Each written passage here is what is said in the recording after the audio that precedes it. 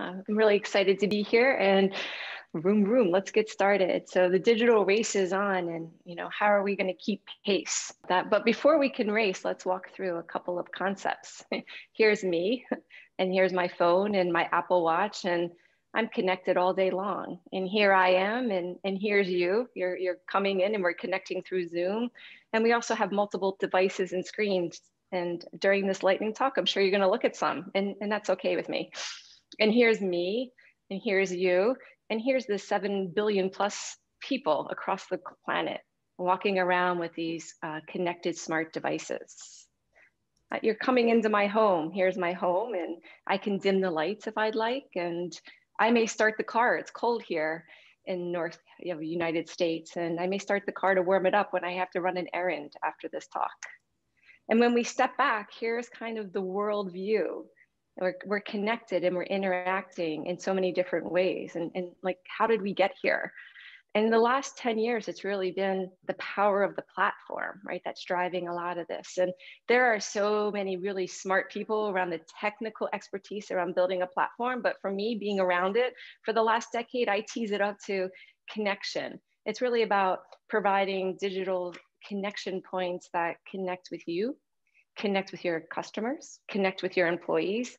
And it's the ability to allow your organization and your tech stack to expand and extend, not to be brittle, hard, and monolithic, not to lock into anything because the pace of change is so fast. And then there's the most important, intriguing thing. It's the ability to learn and continuously learn. And some companies are doing it really well.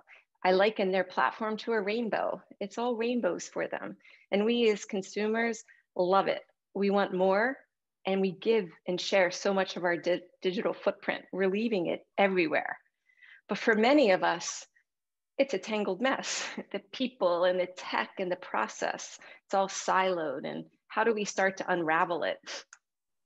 Well, we first start with building the foundations of the platform, right? Here, it's about the people, the process, the tech. But what's really important is they're stitched together in some sort of conformity, but it's really loosely coupled. And so then the same platform can deliver an experience for one business unit that looks like a kaleidoscope of flowers for their customer. And that same platform can deliver a pattern for another customer experience. But what's up next is kind of the concept of a digital ecosystem, adding new dimensions to our platforms on top of platforms. So here's your vertical platform, your core business, and companies that are really accelerating the pace of customer surprise and delight are also down here, building partnerships in their digital ecosystem to provide complementary services to their customer. And some of the things that are driving this change, the forces of this change, is really the vastness of computer power. It's a lot and it's cheap. It's also the smallness, the miniaturization. We're walking around with sensors. Sensors are in our home, in our cars, on our body. And that interaction is creating data everywhere. So we're getting some contextual learnings. We're just learning more. We're allowing our computer experience to be more human-like. And so as we think about this, we want to go fast all the time and we want to learn how to put the pedal to the metal, but when is the right time to go full speed? So we're going to talk a little bit about Starbucks, right? Initially, they started off as a coffee shop and now they're a digital shop, but really there's so much more you're going to learn in a few minutes. And this is my lowest fidelity slide. So apologies for all how busy it is, but I really wanted to bring out a point that Starbucks, there's a timeline here, 2010 to 2017 is what we're going to talk about. There's experience versus products over here. And there's also this kind of stream that you can see and tease out when Starbucks was able to have the idea of building their mobile platform and when they could really go full throttle, put the pedal to the metal.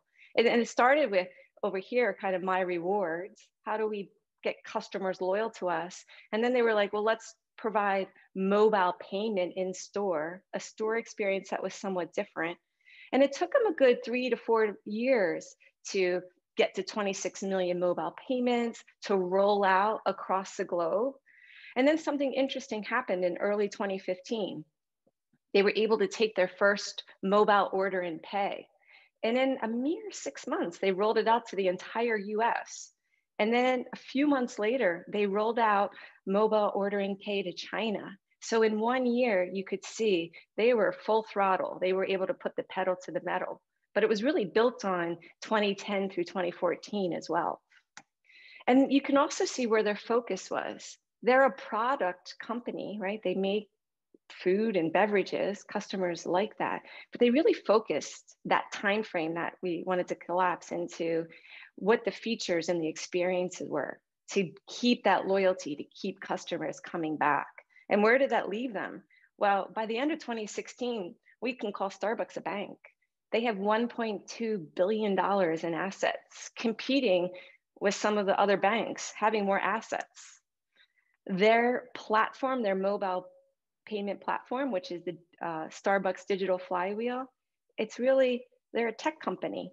And in 2019, they went into some terms to provide their software to another company to go directly into new coffee shops, new restaurant experiences. I was surprised to find out that it took Apple Pay till 2019 to overtake Starbucks as the most popular mobile payment platform. Yeah, for 2015, 16, 17, 18, Starbucks was by far the leader in that area. And in 2020, on the banking side of the business, Starbucks earned $141 million. And that's another side of their banking. That's interest-free loans that they can invest back into their partnership, into their platform and partnerships. That's taking their money and having it earn money in other places. And right before the pandemic, their data is telling them, like, some of the experience, they want that full throttle experience. So in the meatpacking district, they opened up Starbucks Reserve, the world's largest beanery, roasted coffee. And right around the corner, if you don't have the time, you can go to the first Starbucks mobile pickup store. No sitting down, no neighborhood coffee shop. It's just using your mobile platform. And when we step back, we can kind of see Starbucks here's their platform, but look at their ecosystem. They're just connected everywhere. And the data is telling them where to go. And so as we tease out, we want to go 0 to 60, we want to go really fast, but getting to full speed takes a bit of time. And as we start to shift gears, another thing is sometimes companies have to know when to tap the brakes. Sometimes they have to know when to go a little bit slower. And so we're going to talk a little bit about one of my favorite companies, Amazon. And in the year like 2014, 2015, they had two competing devices. They had the Dash and the Dash One, and they also had Echo and Alexa. But what penguin is going to hit the water first? You might be surprised that Amazon went with the Dash. So 2015, there was about 29 offerings with CPG companies that for the first time brought Amazon into our homes, brought product and shopping into our homes. And a year later, they had 150. But it wasn't about the Dash and scaling the Dash. What Amazon wanted was to get their customers used to the idea of a connected home, a smart home. And then they started reversing and focusing on Echo and Alexa. And Alexa 2017 to 2019, 60,000 smart home products were compatible with Alexa.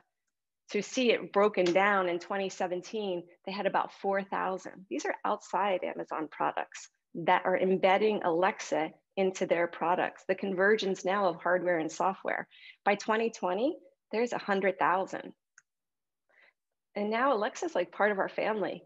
We argue with Alexa. And Alexa is a continuous learner, learning our linguistics, our contextual language, not just deep learning, but really learning the humanness of how we communicate. But did Amazon bring the horse to the water and we said nope? They tapped the brakes a bit. They understood where we were, and they introduced new tech experiences that got us ready for the bigger change. And here at Equal Experts, we love digital platforms. So if you want to know more, you can go check out our digital platform playbook. Thank you.